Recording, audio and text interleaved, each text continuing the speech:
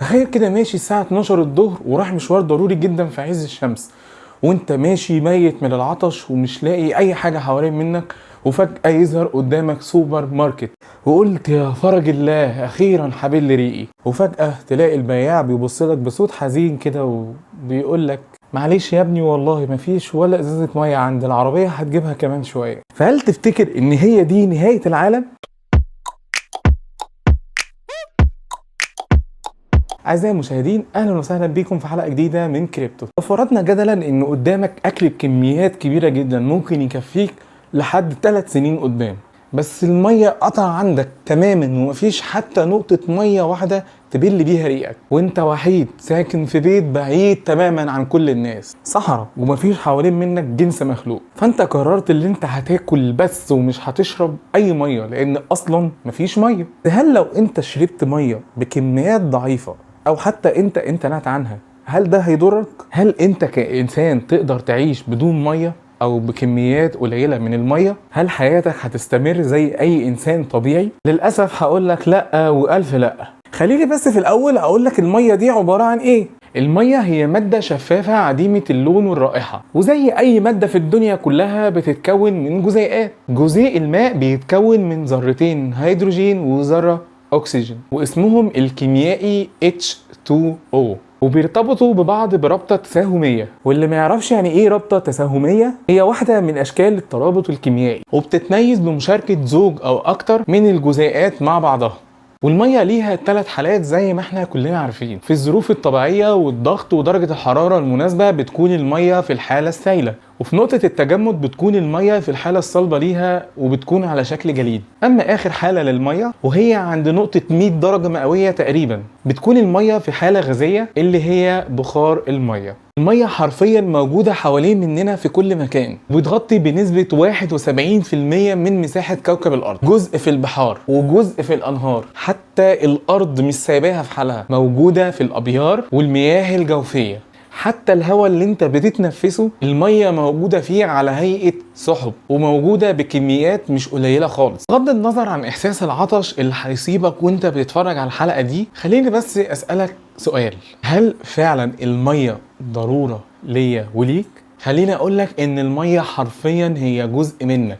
المية في جسم الشخص البالغ بتشكل من 70 ل 90% من جسمه، وفي الشخص المسن بتكون من 65 ل 75%. أما المواليد بيكون جسمهم عبارة عن مية تقريبا، وبتشكل من نسبة 85 ل 95% من جسمهم. بس تخيل فعلا لو ما كانش قدامك غير الأكل وبس، المية خلاص انتهت، بخ المية ما عادتش موجودة قدامك في أي مكان. لازم تبقى عارف حاجة، إن الجسم بيحتاج من 2.5 ل 3.5 لتر مية تقريبا في اليوم. فلو عرفت تبطل الكم المية ده، تعالى أقولك إيه اللي هيحصل. أولا تقدر بقى تقول للكلى بتاعتك كل سنة وانت طيبة. الكلى عشان تشتغل صح محتاجة كمية مية في الجسم عشان تشتغل بشكل صحيح. قلة المية في جسم الإنسان بيخليها ان هي تشتغل لوقت إضافي علشان تصفي الدم، وقلة المية اللي ممكن بدورها تؤدي للجفاف هيؤدي لفشل كلوي وحصوات على الكلى وانت في غنى عنها. قلبك يا حول الله بقى دلوقتي فاضي، انا بكلمك بجد مش بهزر. قلبك بيشتغل بشكل اكبر عشان يحافظ على تدفق الدم جوه جسمك، وانت بسبب قلة شربك للمية جسمك بالتالي هيسيبه الجفاف، وبالتالي القلب مش هيشتغل بشكل صحيح، والقلب هيبذل مجهود اكتر عشان يخلي تدفق الدم بالشكل اللي هو معتاد عليه، وده ممكن يؤدي للإغماء. تالت حاجة، من النهاردة مفيش دموع. حرفيا انت بعد ما تبطل تشرب مية انت مش هتعيط تاني، مش عشان انت فرحان ولا مبسوط، لكن لان الشخص اللي بيقلل من شرب المية جسمه بيحاول يخلق التوازن ويحافظ على السوائل اللي موجودة في الجسم. ولما بتكون كمية السوائل اللي في الجسم ضعيفة أو قليلة، الجسم بالتدريج بيبتدي يحتفظ بالسوائل اللي فيه علشان يحافظ على ترطيب الأعضاء الحيوية جوه الجسم.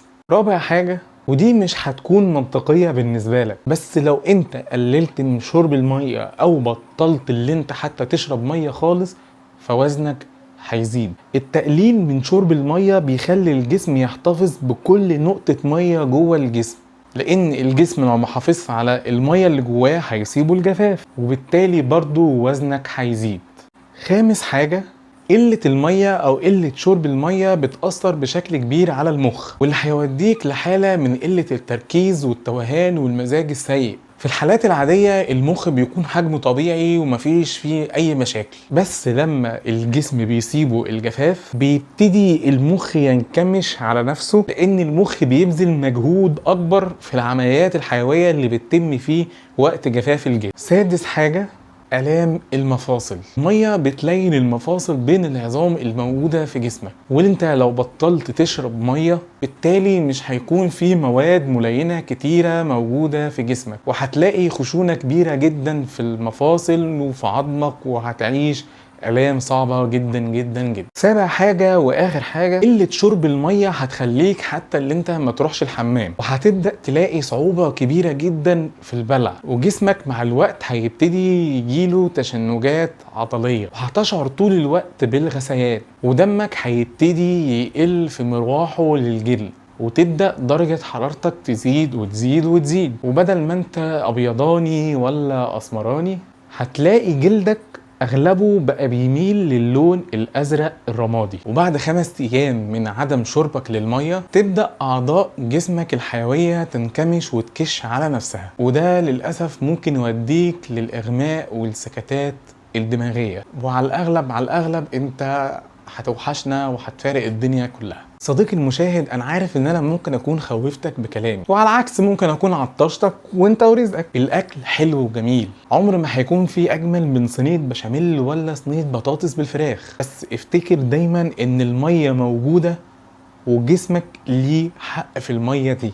مش لازم ابدا ترش ميه كتير قدام محلك الساعه 7 الصبح، ربنا ان شاء الله هيرزقك سواء انت رشيت الميه دي او انت ما رشيتهاش. مش لازم تهدر في الميه كتير، استعمل الميه بعقلك، لان عقلك نفسه محتاج الميه دي. اخر حاجه هختم بيها الحلقه وهقولها لك، لو نقطه ميه بس بتساوي حياه، فانت حياتك كمان مهمة لينا. لو عجبتك الحلقة دي ما تنساش تعمل لايك وتعمل سبسكرايب وتشرب ازازة مية ساقعة وتدعيلي. اشوفك في الحلقة الجاية. باي يا برنس.